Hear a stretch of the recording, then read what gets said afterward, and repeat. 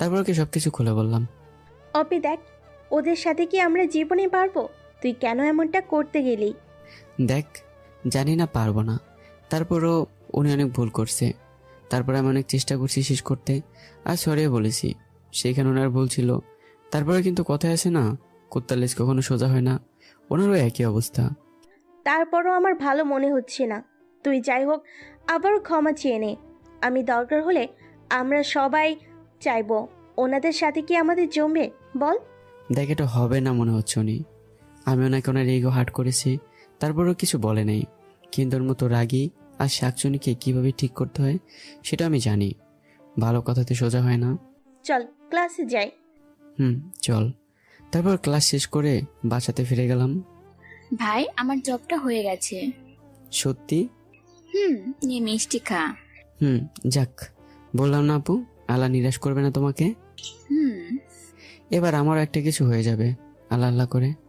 তারপর খেয়ে এসে ডিনার করে ঘুমিয়ে পড়লাম। দেখতে দেখতে প্রায় 1 মাস কেটে গেল। নীলা আমাকে অনেকভাবে অপমান করে, কিন্তু কোনোভাবে পারে না।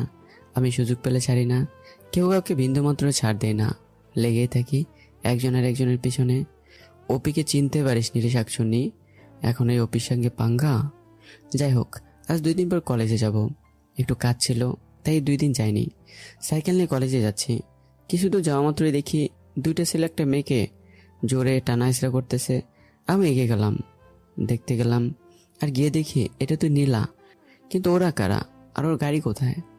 এই ছাড় বলছি। কিছুটা দূরে এগিয়ে যাওয়া মাত্রই ছুরি বের করে 2 হাতে পুচকে দিয়ে ওর জিনিসগুলো নিয়ে চলে গেল।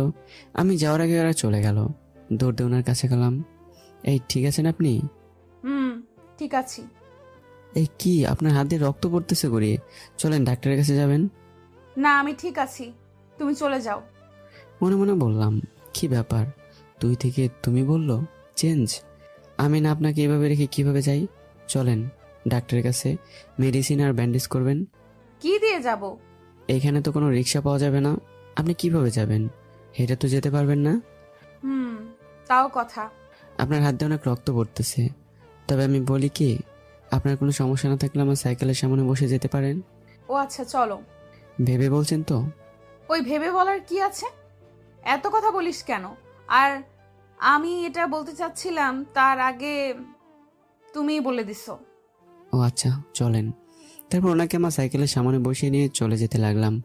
ওনার চুলের সুঘ্রাণ সুবাসে আর ওনার শরীরে সেই পারফিউমের ঘ্রাণে আমি যেন এক অন্য ভুবনে হারিয়ে যেতে লাগলাম। সেই মোমেন্টে আছে মনে হয়। আর মনে মনে বলতে লাগলাম, এই পথ যদি না শেষ হয়।